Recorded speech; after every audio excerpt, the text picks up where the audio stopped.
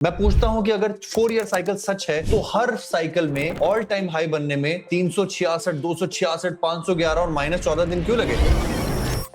ये जानिएगा, अगर 4 year cycle सच है तो साइकिल टॉप आने में 259 दिन और 584 दिन क्यों लगे? हर बार सेम क्यों नहीं? अगर 4 ईयर साइकिल सच है तो वो क्रिप्टो में क्यों? स्टॉक मार्केट में 4 साल के बाद बेयर साइकिल क्यों नहीं आती? The cycle should peak at the end of 2026, not 2025. अगर 4 ईयरली साइकिल सच है तो हर बार इंडस्ट्रियल आउटपुट क्रिप्टो के बुल बाजार में पीक पर क्यों जाता है और इस बार वो धरातल पे क्यों है? स्वागत है दोस्तों आपका इस इंपॉर्टेंट 5 ईयर की साइकिल के एनालिसिस में। आप लोगों ने ढेरों कमेंट्स किए थे पिछली लाइव में और कहा था कि रोहित भाई एनालिसिस कीजिए कि क्यों बहुत सारे विशेषज्ञ मान रहे हैं कि इस बार 4 ईयर साइकिल नहीं 5 ईयर साइकिल होने वाली है। क्यों बिलियनर रॉल पॉल को लगता है कि क्रिप्टो इस साल बहुत पंप होगा? क्यों बिटमैक्स एक्सचेंज के फाउंडर आर्थर हेज कहते हैं कि 4 ईयर साइकिल डेड है? क्यों सीजी को लगता है कि एक सुपर साइकिल शुरू होने वाली है? इन सब के ऊपर डिस्कशन करेंगे। मैं यहाँ पर आपको ख्वाब नहीं सच्चाई दिखाऊंगा, तो वीडियो को अंत तक देखिएगा। अगर इस वीडियो में बताए गए एनालिसिस आपको अच्छे लगे तो वीडियो को एक लाइक दे दीजिएगा। इतना करके ही आप अपनी सपोर्ट दे सकते हैं। गाइस ये सारा एनालिसिस तो ठीक है, but nothing in this video is financial advice. ये वीडियो सिर्फ और सिर्फ एजुकेशन पर्पस से है। मैं रजिस्टर्ड फाइनेंशियल एडवाइजर नहीं हूं, तो मैं आपको फाइनेंशियल एडवाइस नहीं दे सकता।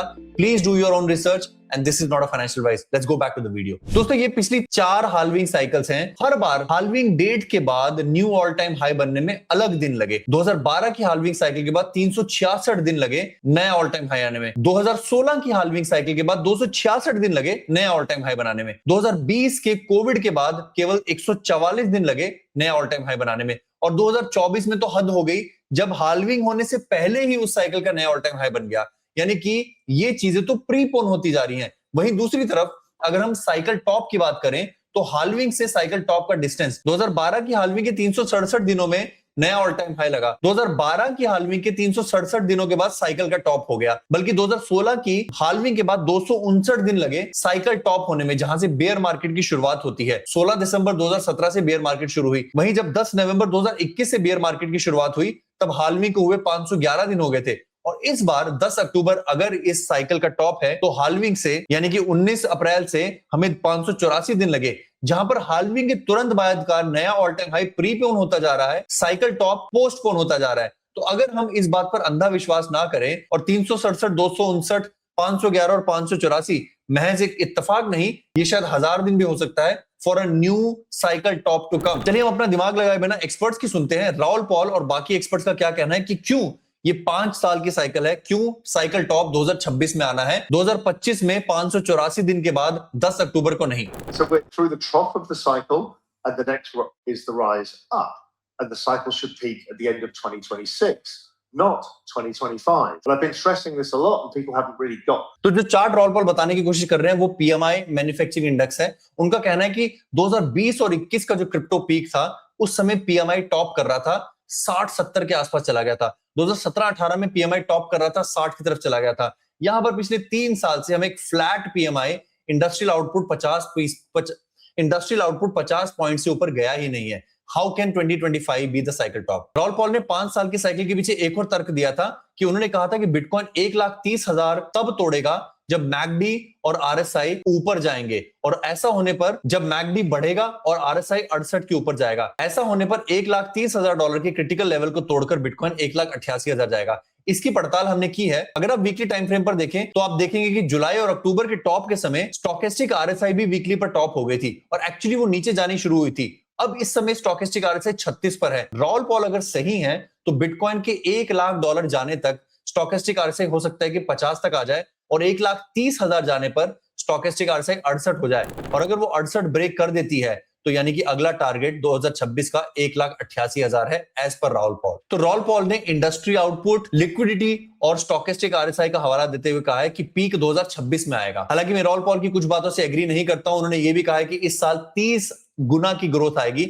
आई डोंट एग्री विद दैट। इनके बंधु आर्थर हेज का भी कहना है, जो क्रिप्टो में काफी बुलिश रहते हैं, हमने इनको काफी इवेंट्स में सुना है कि 4 ईयर साइकिल डेड है। इन्होंने इसके ऊपर कारण दिए हैं यूएस के ट्रेजरी का decision, liquidity injection, from the back door और अमेरिका का सबसे ऊपर जाना। इन्होंने कहा कि पिछले सालों में चाइना की तरफ से लिक्विडिटी आई थी, बट इस बार ज्यादा तगड़ा पैसा अमेरिका की तरफ से आएगा 2026 में। वहीं सीजी ने भी 2026 की सुपर साइकिल पर अपनी मोहर लगाई है और reason massive liquidity expansion, rate cut cycle, balance sheet loosening, risk asset attraction, ये सारी चीजें जो हम बताते आते आए। गाइस एटलीस्ट टेक्निकल्स तो ये बता रहे हैं कि एक वीक Q4 के बाद एक अच्छे Q1 की शुरुआत हुई है। ये बहुत ही रेयर देखा गया कि क्वार्टर 4 में बिटकॉइन 23% गिरा हो, वो भी पोस्ट हाल्विंग ईयर में। इससे पहले भी एक बार ऐसी गिरावट देखी गई है, बट वो साल इस तरह का बुलिश साल नहीं था। मंथली की बात करें तो बिटकॉइन में क्वार्टर 3 में हर तीनों महीने नेगेटिव जाना 2018 के बाद पहली बार देखा गया है। तो गाइस 2026 के बुलिश होने के कुछ 4-5 कारण है। अगर मैं कंक्लूड करूं तो फेड की बैलेंस शीट का एक्सपेंशन होना, 2 से 3 इंटरेस्ट रेट कट होना, जिसका मतलब खाली इंटरेस्ट रेट कट नहीं है, इंटरेस्ट अभी 3% की रेंज में है।